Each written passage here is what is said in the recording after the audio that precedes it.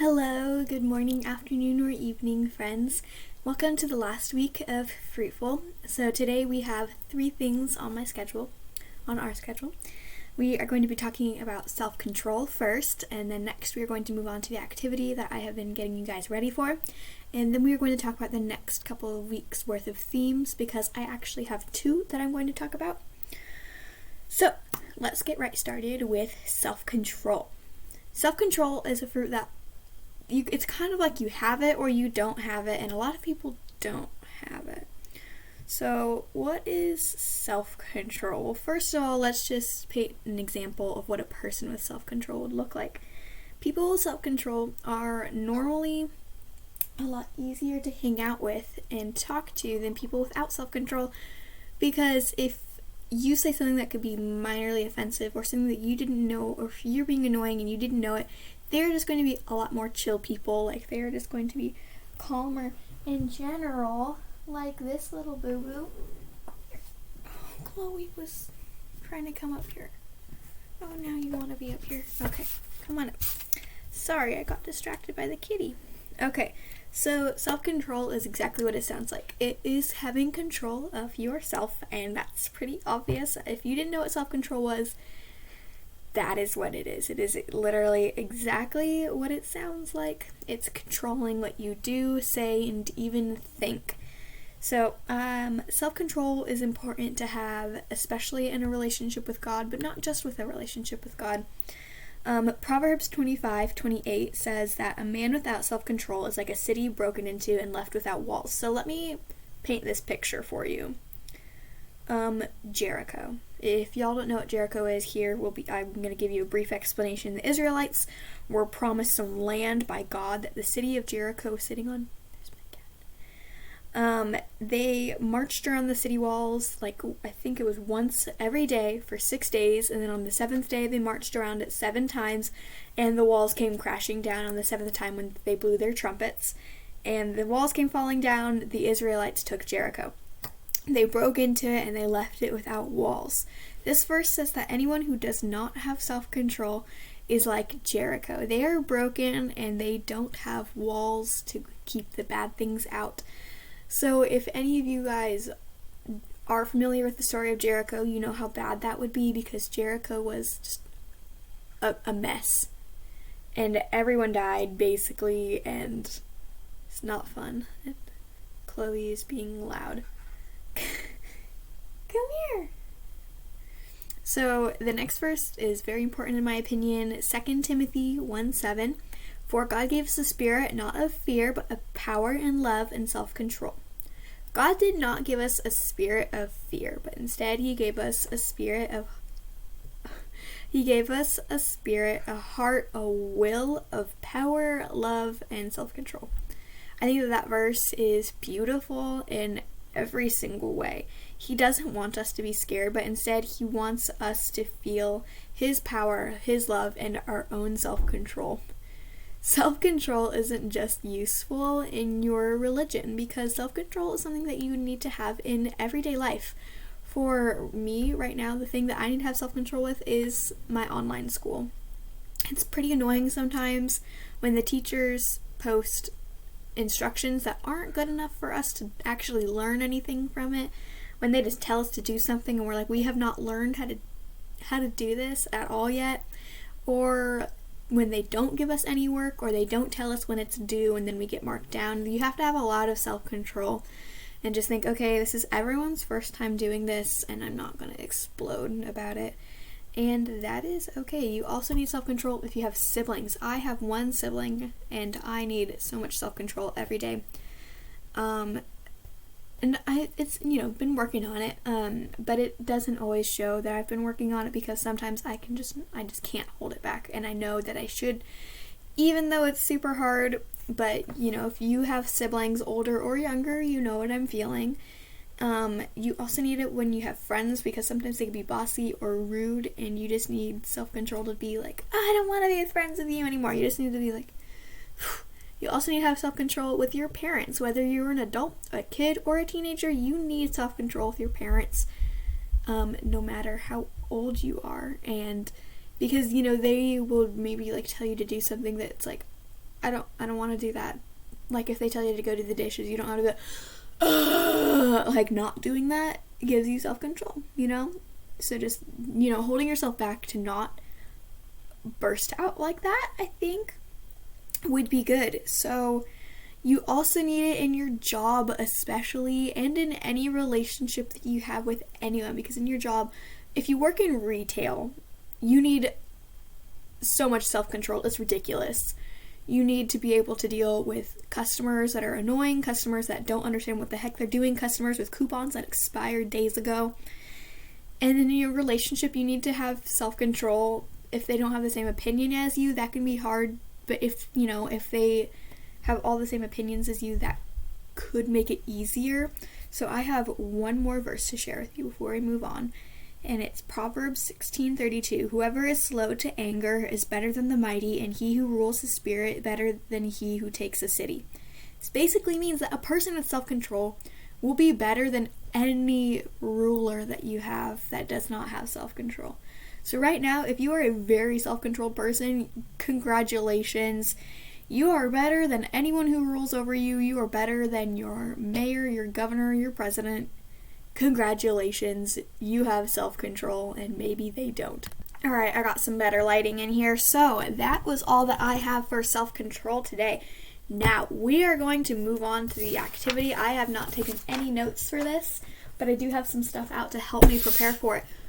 So, this is going to be an activity that I hope that you will enjoy. It is writing. I learned how to do this at school. We did one a week. They're called Fruit of the Spirit letters. So here is what we are going to do. I am just going to show you a quick little example of one and a little example of another one. So a Fruit of the Spirit letter is super great, and so I love my Bible teacher from 6th grade. She was so amazing. So what we did was I have this folder, and every student in the whole 6th grade got a folder just like this. So it's got my name at the top, and it says Fruit of the Spirit letters, March 3rd, 2020, which is when I received mine. And it says 6th grade, just to, remind you of when you got them. And mine's empty because I took them all out. But there would be about 20 letters in here, one from each of your classmates. And we spent the time, like the first month of school, learning about the fruits of the Spirit, and we took notes in our journal about what you could see in each person that has a fruit of the Spirit. And then we took turns, and she would like randomly pick a person out of like a hat or something, and that person would be the one that we wrote a fruit of the Spirit letter to for the week. So basically how it works is you choose a person. So think right now of somebody that you think you could write to, like somebody that you think you would love to write a letter to. I already have one. I'm going to write to my dad because his birthday is in 2 days. And then, so you're going to think of a person. It could be any person in your life. It could be a friend, a teacher, parent, grandparent, family member, anyone that you know, but you have to know them well enough, so it can't be like some random stranger that you don't know. And then you are going to pick out 3 fruits of the Spirit that you see in them. So I think that the 3 most common ones that were seen in me was kindness, self-control, and love. And like, I love that so much because those are my favorite ones. And so those were the 3 that were seen in me the most. And I don't know if I've got a copy of mine in here, whatever. But then we got to pick out, once the letters were read out loud to us, we got to pick out which fruit of the Spirit we liked most that we heard about us. And so I picked love for mine. And then we each got a picture taken and stapled to the wall with our fruit of the Spirit of the choice written at the bottom on a little tab. So this was my picture, and it's pretty bad, but I chose love, and I don't know where my little tag thing went. It's probably up in a box somewhere. So here's how this is going to work. I'm going to read you an example of a Fruit of the Spirit letter that I received from one of my classmates, just to give you an idea of how it's going to work.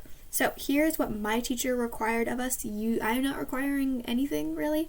We had to have 3 paragraphs, so we picked out 3 fruits of the Spirit. You can pick out as many as you want, but probably not all of them.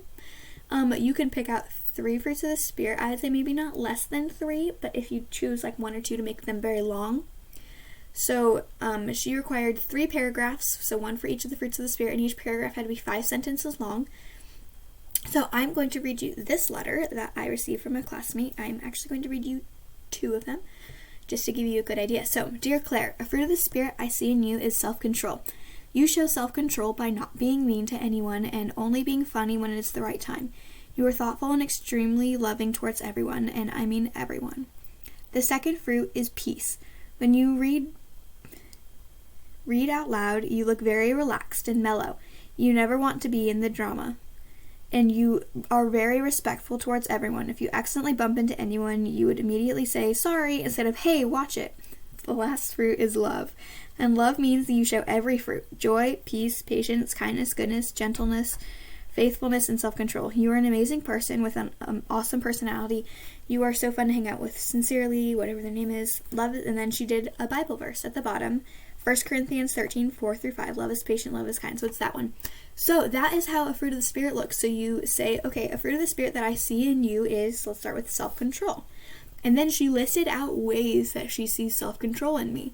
Next, peace. The second fruit is peace. And then she listed out ways that she sees peace in me.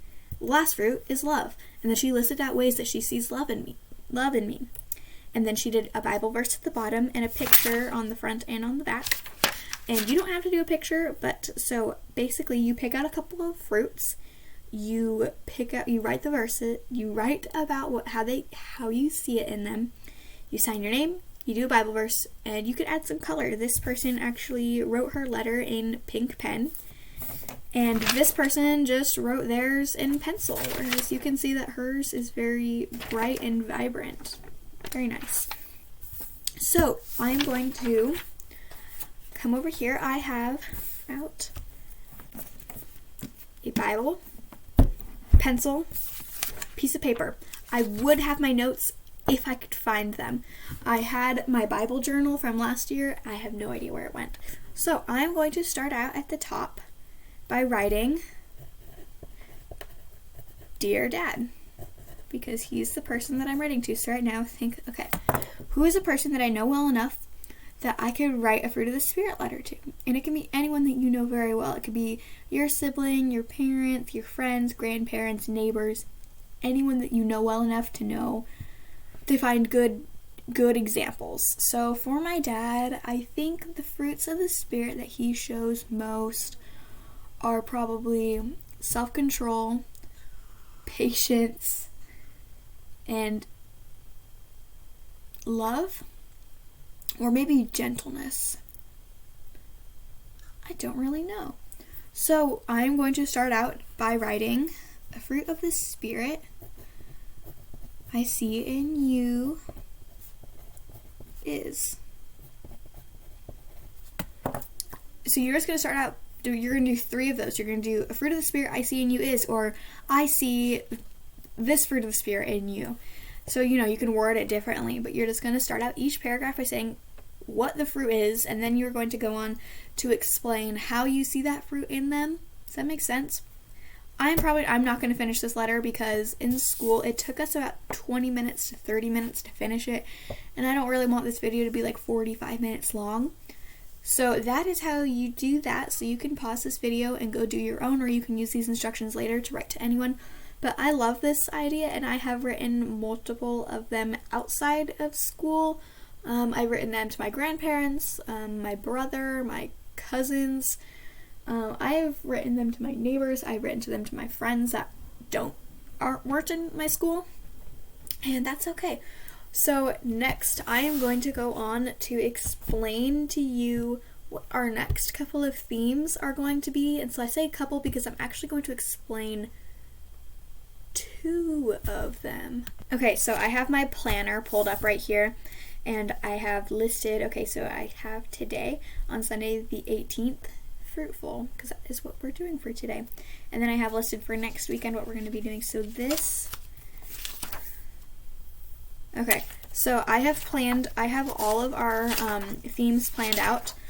Almost through the end of the year, there's one that is unplanned, but I don't know if I'll even be doing one on that weekend because of reasons that I will explain when we're done with our next couple of themes. So our next theme that we are going to be doing is 4 weeks long, and then after that we just have a quick 1-week detour, and then we're going to get to one that's 5 weeks long. And I'll probably just explain all of those to you, but I might just explain the first two. So the one that we are going to be starting next weekend is called Living Acts 2024. So some of you might be like, what the heck? Like, what is Acts 2024? So this is a verse that I have been sitting on reading for quite a while now, maybe a couple weeks, maybe a month. But it is one that literally changed my life, and so I want to tell you guys, I'm going to read it to you right now. I have it pulled up in my Bible, how we are going to be living Acts 2024. And so this is going to be a 4-week series. It's going to be starting next week, the 25th, and I'm going to have you here for that until November 15th, it looks like. So we're going to have a 4-day series for that, Living Acts 2024. So I am going to read you Acts 2024 so that you guys can get a better idea of what this is going to look like. So it says, however, I consider my life worth nothing to me. My only aim is to finish the race and complete the task the Lord Jesus has given me, the task of testifying the good news of God's grace. So I feel like I've been wanting to live this, and I feel like I have been somewhat successful in this area. So we are going to do a 4-week series about how you can live a more godly life and how you can live Acts 2024 and fulfill that. So that is going to be until November 15th, and then on the 22nd of November, so that is in 5 weeks from now, 1, 2, 3, 4, 5 weeks from now, we are going to do a 1-week series. Not really a series, just a little 1-week detour until we get to this special one that I've been planning for a while now. So this 1-week little detour is going to be called A Million Reasons, and we are going to be talking about all of the reasons that God loves you. And yeah, so we're going to be talking about a million reasons why God loves you. And then starting on the 29th of November, we are going to be getting into a 5-week series that will end on Christmas. I'm not going to tell you anything more about that one, but this is going to be a very special one. I am so excited for this. So that is going to start on the 29th and end on the 25th of December. So that one will be almost a month long. But yes, so starting next week, we are going to be looking at Acts 2024 a little bit deeper, where I'm going to be sharing some stuff about my life with you guys. I'm going to be showing you more examples. I'm going to be sharing with you guys a service project that I did yesterday that was Living Acts 2024. So I am super excited, and I want to tell you guys that this week, probably on Wednesday evening or Thursday morning, I am going to be doing the recipes for each fruit of the Spirit, because I know I talked about doing that a couple weeks ago, so I wanted to wait until the end of this one. And so we're going to have like one more little thing about the fruits of the Spirit, so we're not completely done yet. But I really hope that you guys will use the fruit of the Spirit letter, and that you will love it just as much as I do. I'm going to show you guys Chloe one more time. I am wearing my Fruit of the Spirit shirt today. Love, joy, peace, patience, kindness, goodness, faithfulness, gentleness, and self-control. So I want to share that shirt with you one more time. I'll probably be wearing it in other videos, but I thought since today was our last day in this series, I was going to wear it. So I wore it. I did it, you guys. So thank you so much for sticking with me through Fruitful.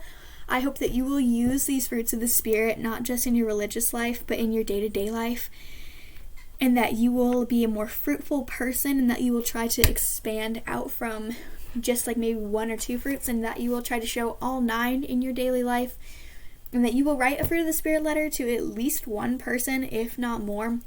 And I really hope that you will very much enjoy my next series. I know that I am going to. I am so excited, you guys. I know I say that with every theme, but I genuinely am. So thank you so much for watching this video. Thank you so much for watching this series, and I really hope to see you next week, or you'll see me next week. Bye.